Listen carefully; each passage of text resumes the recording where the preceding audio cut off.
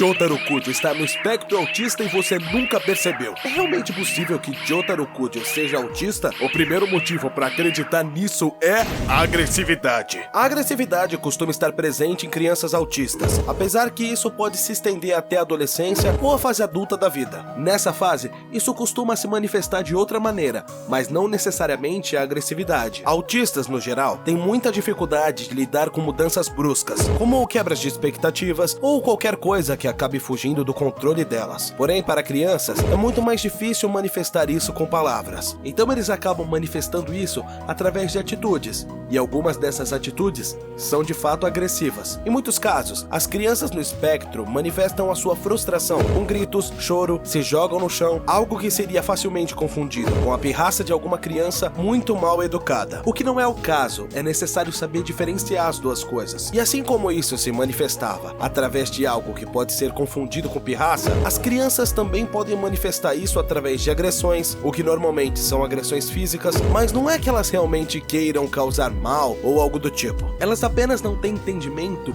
de como manifestar o seu incômodo. Um exemplo, se uma criança autista gosta de comer pão recheado com doce de leite todos os dias, se algum dia ela for comer pão recheado, mas for com recheio de goiabada, ela muito provavelmente vai entrar em uma crise. A forma como a criança vai reagir pode variar de acordo com o grau de autismo, mas no geral, eles tendem a agir de forma escandalosa e agressiva. Mas é importante ressaltar que esses surtos de agressividade e berros nunca são gratuitos. Eles sempre possuem algum motivo, mesmo que seja difícil de compreender. E qual seria o motivo de Jotaro ser tão agressivo? Aliás, no caso de Jotaro, parece ser até o contrário, já que, como sua mãe disse, ele nem sempre foi rabugento e mal-humorado. Nós podemos perceber isso de duas formas. A primeira resposta para isso é a mudança brusca que aconteceu na vida de Jotaro. Até porque, vamos combinar, né? Você acordar um dia com um espírito extracorpóreo do nada não é uma coisa muito fácil de lidar. E no caso do Jotaro, fica evidente que ele não considerava isso como uma coisa boa. Ele mesmo falava do seu stand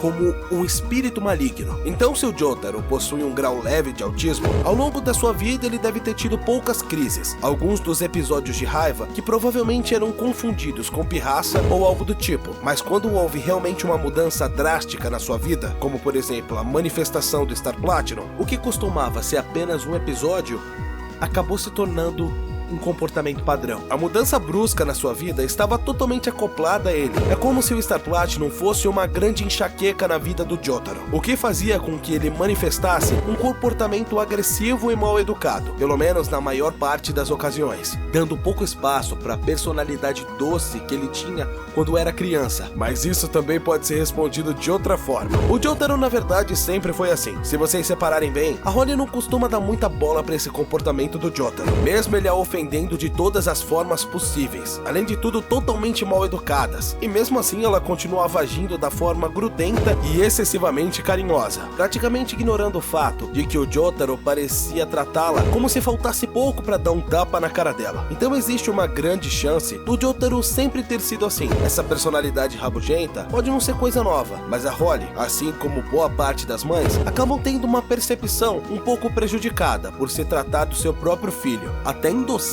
esse comportamento e não percebendo a toxicidade. O que mudou foi que Jotaro não a ofendia diretamente, apenas era ranzinza, e com a chegada do Star Platinum, ele começou a ficar mais agressivo do que o normal, o que fez a Holly estranhar seu comportamento, que na verdade pode nunca ter sido diferente disso. Em ambas as hipóteses, a chegada de algo novo, algo que estava fora do controle de Jotaro, fora do seu dia a dia, causou uma grande alteração no seu comportamento padrão, o que causou uma grande estranheza nas pessoas ao seu redor. E isso facilmente se enquadra nos padrões comportamentais do espectro autista, mas vale lembrar que essas características não estão presentes apenas na relação de Jotaro com a sua mãe. Essa aversão a mudanças do Jotaro também está muito presente na sua relação com os outros Crusaders. Por exemplo, durante a luta contra Yellow Temperance, em que Rubber Soul passou uma boa parte do tempo disfarçado como Kakyoin. Naquela ocasião, mesmo com o Jotaro sem saber que estava sendo enganado, o comportamento atípico de Kakyoin mostrou ser um grande problema para ele. Eu não tô falando apenas das coisas mais graves, mas sim de coisa simples, como o Rubber Soul fazendo o lerorerorerorero na frente do Jotaro. E olha que na adaptação de Jojo pro anime, o Jotaro infelizmente perdeu muitas das suas expressões faciais. No mangá, ele era bem mais carismático, mas mesmo assim, seu desconforto nessa cena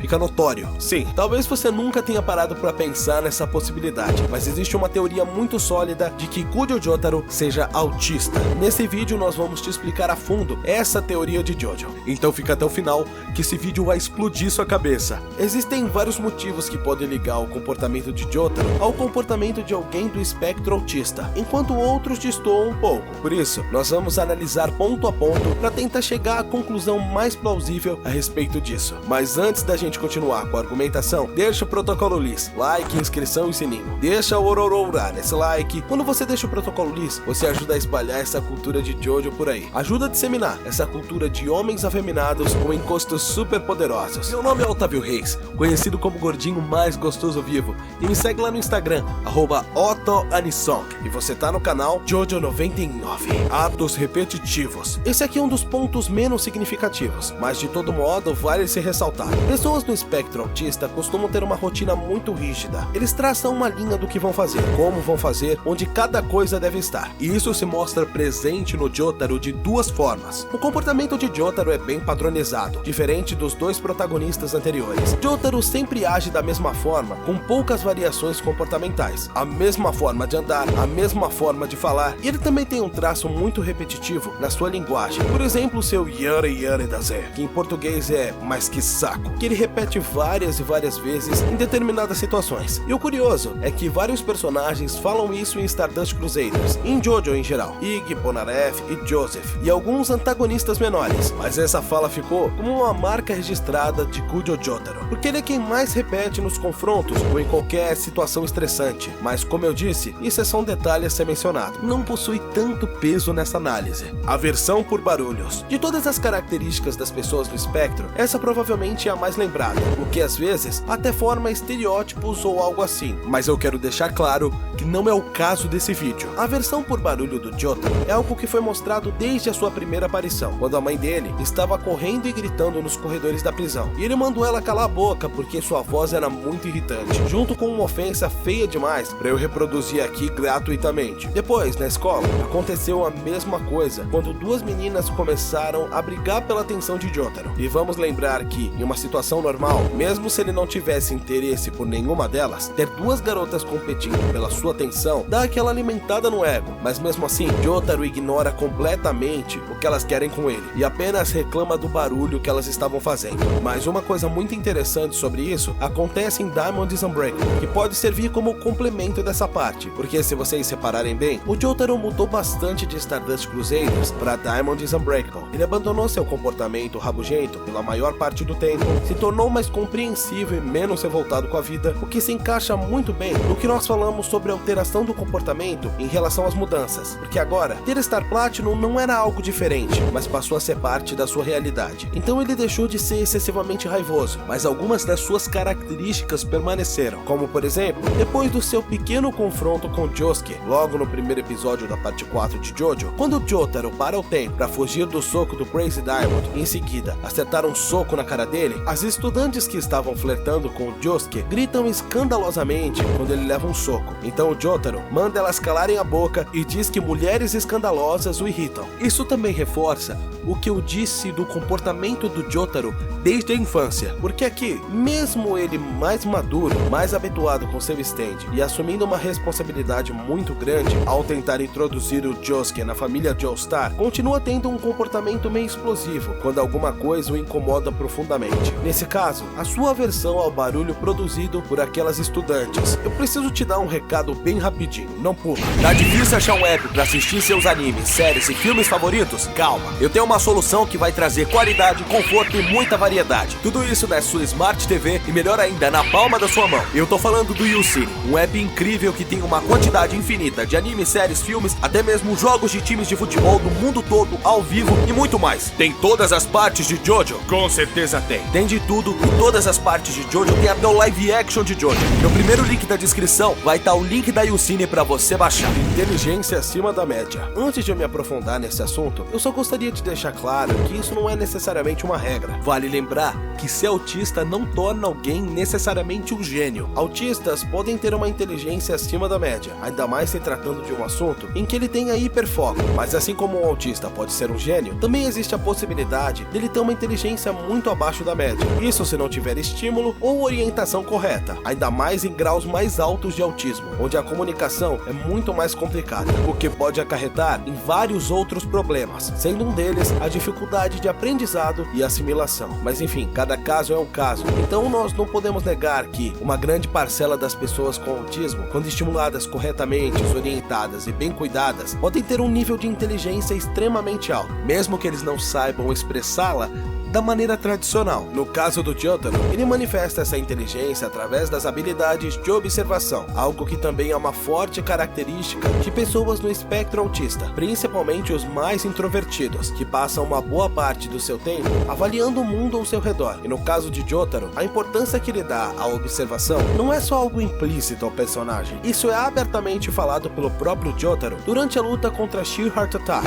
em que ele corrige o Koichi, que estava apressado demais para encontrar o Yoshikage Kira, dizendo que não bastava apenas olhar para o ambiente ao seu redor, mas sim olhar com atenção, assim como não bastava somente ouvir o ambiente ao seu redor, mas ouvir com atenção. Mas mesmo que esse não fosse o caso, temos diversos outros exemplos para falar da forma como Jotaro tem excelentes habilidades de observação, como na luta contra o stand The Sun, lá em Stardust Crusaders, quando Jotaro descobre a localização do inimigo apenas olhando para duas pedras no meio do nada, observando a posição das suas sombras e percebendo que havia um truque de espelho para esconder o usuário inimigo. Mas ao mesmo tempo em que Jotaro se mostra extremamente inteligente, certas áreas de conhecimento acabam sendo negligenciadas por ele, o que é um comportamento até comum, na verdade bem comum, no espectro autista. Focar totalmente seus empenhos em estudar alguma área e acabar negligenciando outras áreas do conhecimento que poderiam ser úteis. Um exemplo disso é o próprio stand do Jotaro em Diamond is Unbreakable. Vemos que ele tentou ajudar Josuke a desenvolver melhor as habilidades e utilidades do seu stand, mas em nenhum momento vemos Jotaro fazendo isso com seu Star Platinum. Pelo contrário, na verdade, o que mais vemos é ele desperdiçando o potencial que o Star Platinum